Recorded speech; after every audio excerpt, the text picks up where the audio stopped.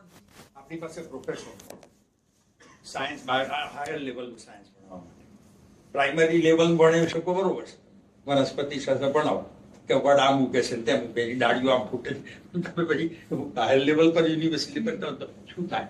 એટલે જો તમે આ કરો ને તો તમારી બંને ભાષાઓ સુધરશે, તમારું જ્ઞાન વધશે. માતૃભાષામાં તમે ફિલોસોફીને તમે ઇતિહાસ ભણશો તો વધારે સારી રીતે ભણી શકશો.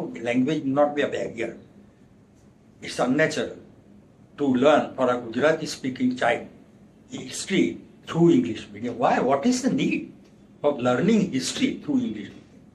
You can as well learn it. અને સાયન્સ તમારે અંગ્રેજીમાં જ ભણવું છે. ગુજરાતી ભાષા કાર્યક્ષમ નથી એ કે આપણે કબૂલ કરવું છે નમ્રપણે. એનો હું સાક્ષી છું. અંગ્રેજી, હિન્દી અને ગુજરાતી આ ત્રણ ભાષાની સ્પર્ધા ચાલતી હતી એ વખતે. તો એ વખતે ગુજરાતી જો માધ્યમ થાય યુનિવર્સિટીમાં તો ટેક્સ્ટ બુકનું શું થાય? હતી જ નહીં આપણી પાસે એ સમયે ટેક્સ્ટ બુક નહોતી, કારણ ત્યાં સુધી ગુજરાતી માધ્યમ નહોતું. હું કોલેજમાં અંગ્રેજી માધ્યમમાં ભણેલો. તો લોકો કહે છે પાઠ્યપુસ્તકો નથી, પાઠ્યપુસ્તક. હું કહું છું પાઠ્યપુસ્તક જરૂર નથી. ક્લાસમાં અધ્યાપક બોલે તે પાઠ્યપુસ્તક. ઇન્સ્ટિટ્યુશન છે Gujarat like the state and the university. Education ઉપર એક ડ્રામા લખવું જોઈએ. થિયેટર એટલે પછી મેં ઉમાશંકરને કહ્યું, મને કહે એ તમારા મડમના દીકરાઓને કહી દો કે અંગ્રેજી માધ્યમમાં ભણવું હોય તો ઇંગ્લેન્ડ જાય. મેં કહ્યું ઉમાશંકર ભાઈ તો પછી આપણે બીબીઓના દીકરાને કહી દેવાનું ને કે એમને ઉર્દુમાં ભણવું હોય તો પાકિસ્તાન જાય.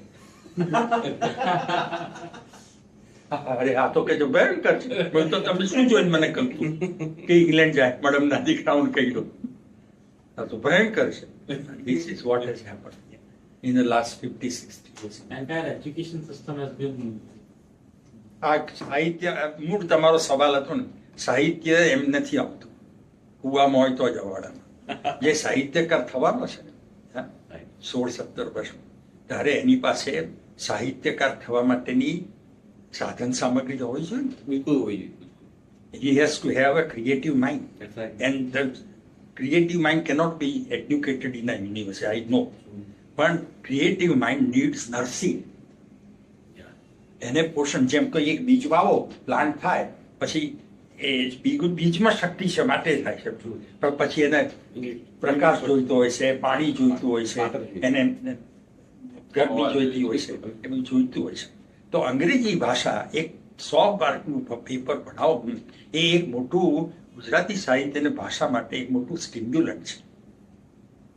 એક જ નહીં, 2-3 ભાષા રાખો. એક યુરોપિયન ભાષા રાખો, એક તમારી સંસ્કૃત રાખો, એક અંગ્રેજી રાખો અને ગુજરાતી રાખો. 4 ભાષા ભણાવો. એક સમકાલીન ભારતીય ભાષા, મરાઠી ભણાવો, સંસ્કૃત ભણાવો, ગુજરાતી ભણાવો, એક ઇંગ્લિશ ભણાવો ને 5 ભાષાઓ તમને 12મા ધોરણ સુધી ભણાવો છોકરાને, one after the other, gradually. શું વાંધો છે?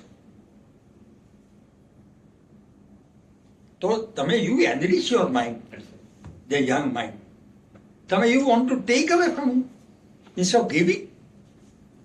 અત્યારે જે હ્યુમેનિટીઝના બધા કોર્સિસ ધીમે ધીમે બંધ થઈ રહ્યા છે અને એન્જિનિયરિંગ કોલેજ, જે ટેકનોલોજી કોલેજીસ છે એમાં હ્યુમેનિટીઝ ઇન્ટ્રોડ્યુસ થઈ રહી છે એક કે બીજી રીતે, જે કોર્સિસ છે હ્યુમેનિટીઝના. જો એક મોટું વિકૃતિ આ બધું થયું ને જ્યારે હાયર સેકન્ડરી આવી ને ત્યારે સુપર ન્યુમરરી ટીચર્સ આવ્યા અને બધું 11મા ધોરણમાંથી 12મા ધોરણ સુધી અહીંથી પ્રી યુનિવર્સિટી કાઢી નાખી યુનિવર્સિટી. એ સમયના ગાળામાં Sanskrit was a compulsory subject for FYBS students. It is still like It is still compulsory. BA સાંભળ્યું છે આવું દુનિયામાં? સાંભળ્યું છે કે આર્ટ્સ ફેકલ્ટીમાં સંસ્કૃત એક કમ્પલસરી થાય સબ્જેક્ટ. વોલન્ટરી તો છે, જેને BA સંસ્કૃત થવું હોય તો લઈ શકે છે. અંગ્રેજીમાં થવું હોય જેને BA થવું હોય તો થઈ શકે, ગુજરાતી થઈ શકે, ઇકોનોમિક્સ થઈ શકે. પણ સંસ્કૃતને ફર્સ્ટ યરમાં કમ્પલસરી કરવાનું શું? second year થી નથી. ના, આખા ગુજરાતમાં જે સંસ્કૃતના ટીચર્સ હતા એ ક્યાં જાય? સુપર ન્યુમરરી થવું નહોતું. એટલે they exploited students, victimized them. અને છોકરાઓને પણ, છોકરા ચાલાક હતા.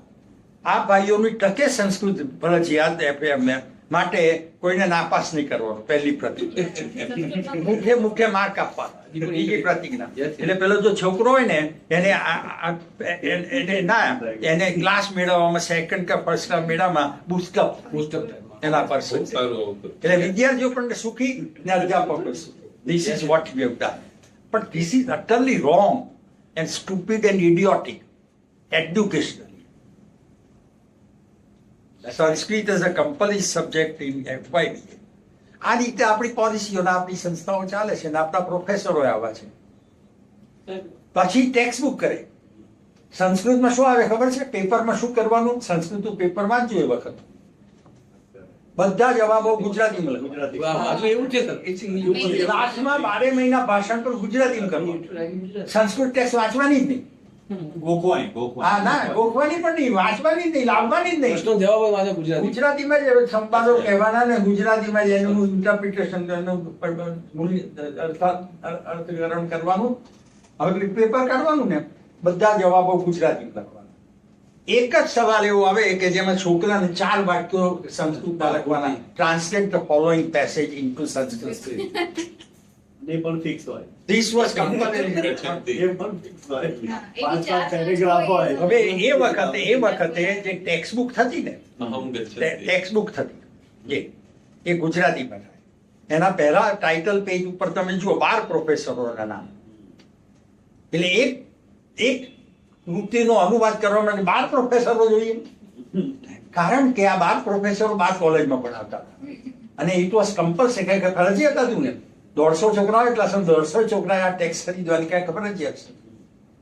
એટલે દરેક પ્રોફેસર ત્યાં જઈને કહેતો પોતાની સ્કૂલમાં, તમારે બીજી કોઈ એડિશન નહીં લેવાની, કાલેની નહીં લેવાની, આ નહીં લેવાની, તમારે મારી જ લેવાની.